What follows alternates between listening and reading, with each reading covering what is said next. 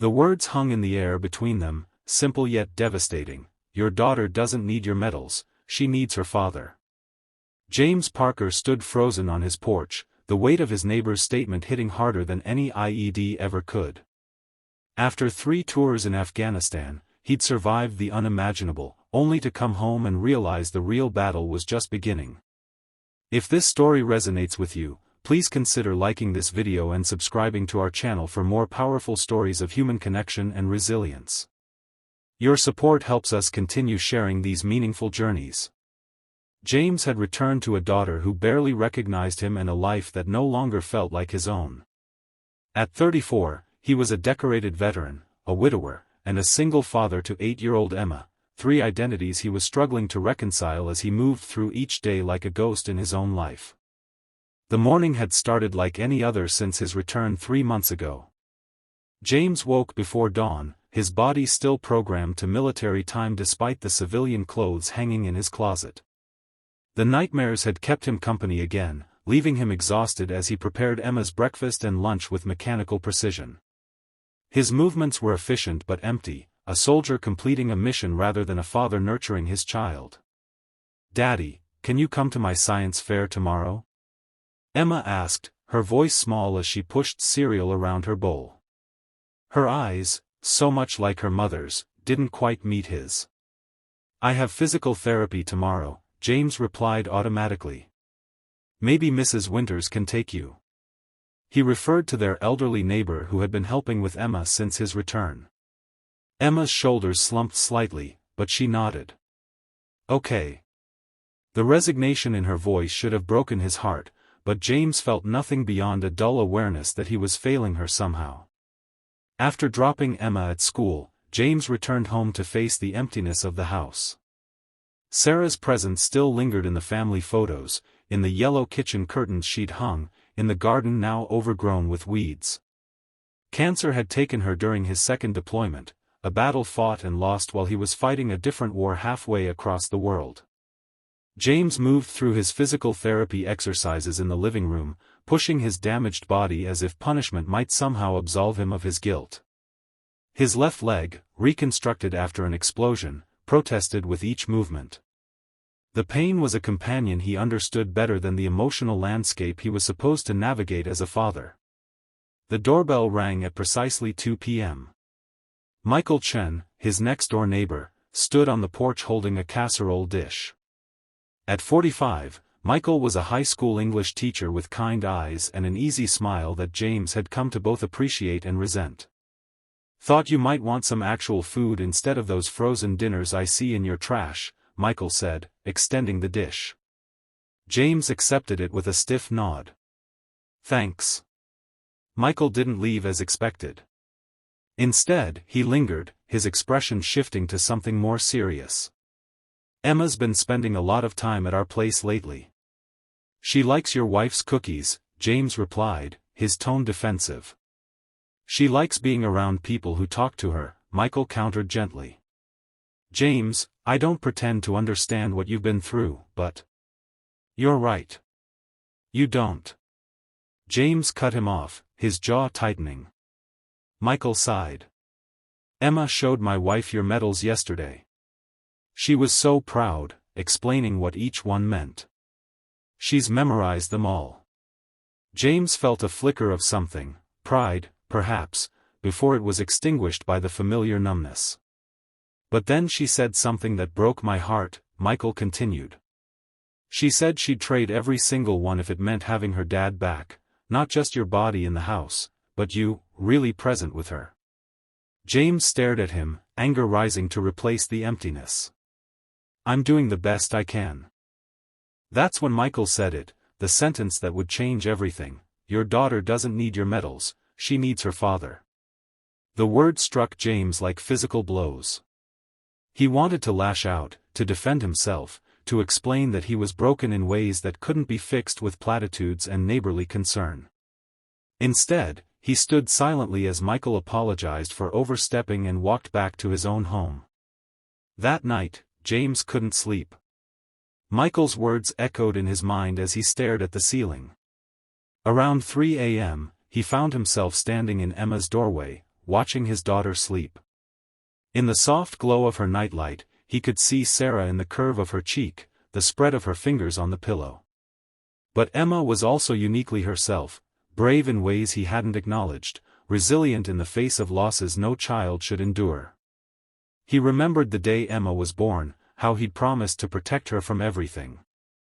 Now he realized he'd become something she needed protection from, not his anger, but his absence, his emotional withdrawal, his inability to bridge the gap between the soldier he'd been and the father she needed. The next morning, James called his therapist at the VA and asked for an emergency session. Dr. Rivera had been trying for months to get him to open up about his transition to civilian life, about his grief over Sarah, about his relationship with Emma. For the first time, James talked until his voice grew hoarse. "I don't know how to be here," he admitted. "Over there, everything was clear. Mission objectives. Threat assessments. Here, I'm lost. Parenting doesn't come with a field manual," Dr. Rivera said. "But James, you already know the most important thing about being a good father." "What's that?" "You show up. Every day. Even when it's hard. Especially when it's hard." That afternoon, James picked Emma up from school himself instead of letting her take the bus. Her surprise when she saw him waiting was like a knife to his heart. "Is something wrong?" she asked immediately, her small face creased with worry.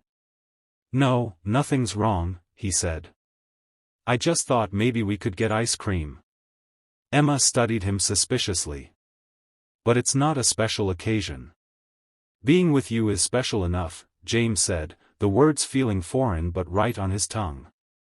At the ice cream shop, James watched Emma deliberate between flavors with the same serious expression Sarah used to have when making important decisions. When she finally chose chocolate chip cookie dough with rainbow sprinkles, he ordered the same, though he'd always been a vanilla man. They sat at a small table by the window, and James forced himself to ask questions about her day, her friends, her science project. At first, Emma's answers were cautious, as if she feared his interest might evaporate at any moment. But gradually, she began to elaborate, her hands gesturing animatedly as she described the volcano she was building. "Do you think you could help me with it tonight?" she asked, then immediately backtracked. "But it's okay if you're too tired or busy."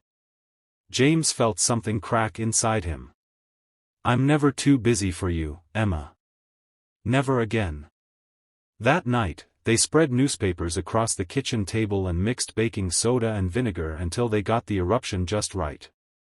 Emma giggled when the first attempt sent foam cascading onto the floor, and James found himself laughing too, a rusty sound he barely recognized as his own. As he tucked her into bed, Emma asked hesitantly, "Are you going to come to the science fair tomorrow?" "Wild horses couldn't keep me away," James promised, using one of Sarah's old expressions. Emma's smile was like sunrise breaking through clouds.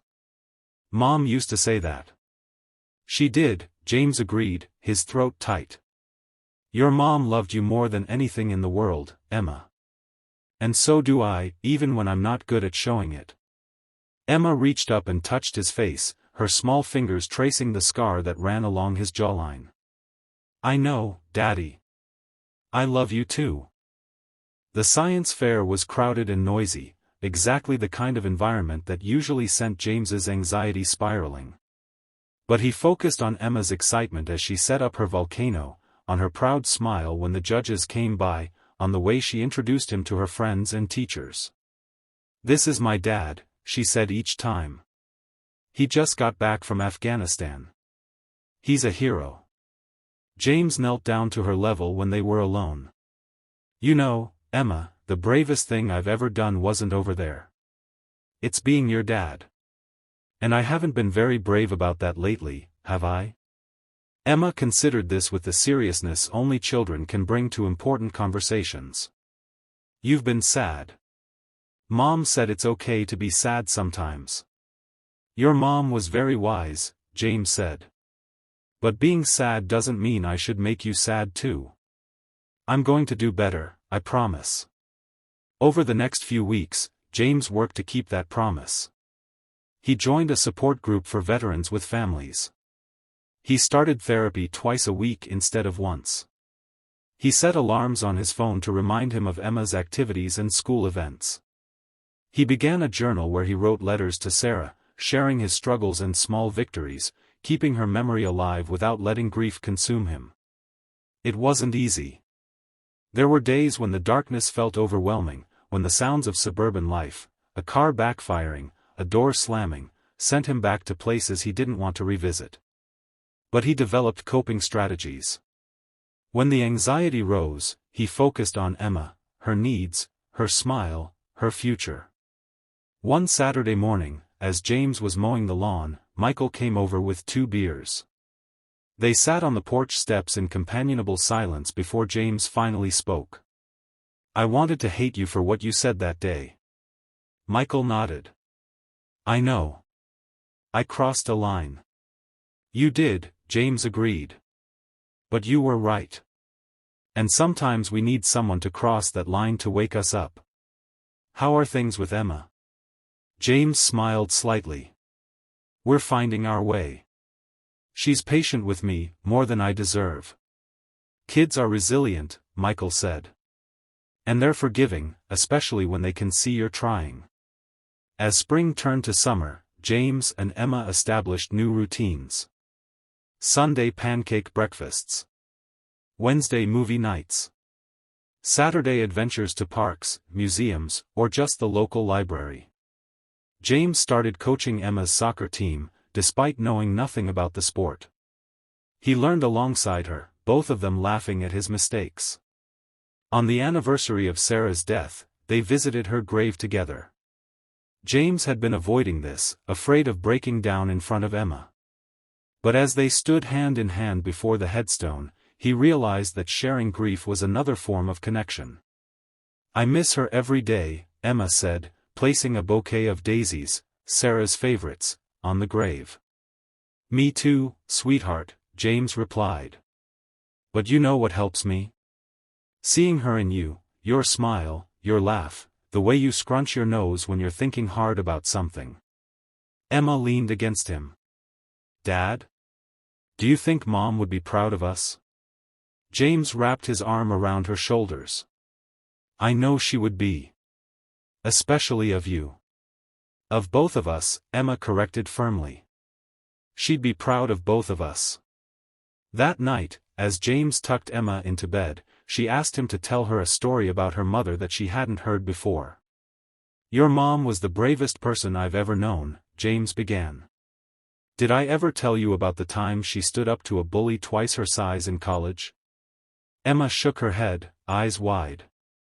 As James shared the story, he felt Sarah's presence in the room, not as a painful absence but as a loving memory they could share and celebrate. For the first time since her death, remembering her brought more comfort than pain. The following week, James received a letter from the VA offering him a position as a peer counselor for returning veterans. The role would allow him to use his experience to help others navigate the difficult transition he was still working through himself. He hesitated, unsure if he was ready for such responsibility. "What do you think, Emma?" he asked over dinner. "It would mean some evening hours, but we could arrange for you to stay with the Chens when I'm working." Emma considered this seriously. "I think you should do it, Dad. You're good at helping people. And I like hanging out with Lily Chen anyway." Her confidence in him was humbling. "When did you get so wise?" he asked. Emma grinned. "I get it from both my parents." James accepted the position. Working with other veterans gave him purpose beyond his own healing. He found that sharing his struggles, and his gradual steps toward reconnection with Emma, helped others see possibilities in their own lives. 6 months after Michael's fateful words on the porch, James hosted a barbecue in his backyard. The guests included his therapy group, neighbors, Emma's friends and their parents, and his colleagues from the VA. As he watched Emma playing soccer with the other children, her laughter carrying across the yard, he felt Michael approach. "Quite a difference from the man I met when you first came home," Michael observed. James nodded. "I was lost then. Maybe I still am sometimes, but at least now I'm trying to find my way instead of just standing still. That's all any of us can do, Michael said. By the way, Emma told my wife she's thinking of joining the military someday, like her dad. James watched his daughter, her determination evident even in the way she played. If that's what she wants when she's older, I'll support her. But I'll make sure she knows there are many ways to serve, many ways to be brave. You're a good father, James, Michael said simply. I'm trying to be, James replied. That's the mission now. As the sun began to set, James called everyone together for dinner. Emma slipped her hand into his as they walked to the table laden with food contributed by their guests. Dad, she whispered, this is the best day ever. James squeezed her hand. It really is. Later that night, after the guests had gone and Emma was asleep, James sat on the porch swing Sarah had loved so much. He looked up at the stars, the same stars that had watched over him in Afghanistan, that shone down on Sarah's grave, that would light Emma's path into the future. I'm trying, Sarah, he whispered to the night sky. I'm really trying. The journey wasn't over. James still had bad days, still fought battles in his mind that no one else could see. But he was no longer fighting alone, no longer hiding behind walls of silence and grief. He had learned that true courage wasn't about facing enemy fire or earning medals.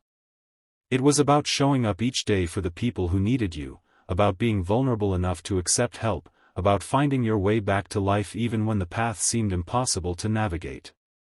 And it had all begun with one sentence, spoken by a neighbor brave enough to tell a hard truth: your daughter doesn't need your medals, she needs her father. Sometimes, James reflected, the most important battles are won not with weapons but with words, not with strength but with surrender, not with isolation but with connection. In the end, coming home wasn't about returning to a place, it was about returning to himself, to Emma, to the life that waited patiently for him to find his way back.